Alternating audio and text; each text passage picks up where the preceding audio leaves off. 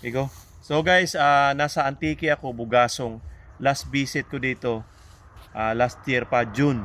So ngayon, binalikan ko siya kasi napadaan ako eh. Ito, nagbunga na siya oh. Yan. May mga bunga na siya.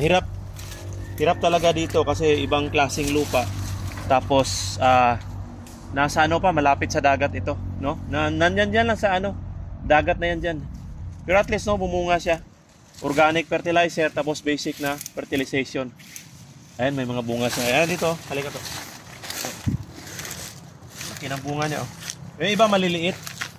Oh, yung iba maliliit. Ito, tinatanggal ko. Hindi siya grafted, guys. Ungrafted po isa. Ayan, tingnan mo to. Halika. Oh. Oh. Mga ungrafted to guys, ha? Ungrafted. So mainam talaga ang ano, yung mga saging. Kakaroon siya ng lamig eh. Tapos taba. Yan may saging oh.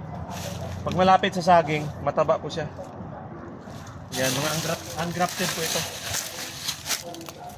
Linis-linis lang. Mainit dito eh. Tapos tabi tayo ng dagat. Okay? So ayan oh, may mga bunga siya. Parang hinog na yata to. Mga ungrafted po ito.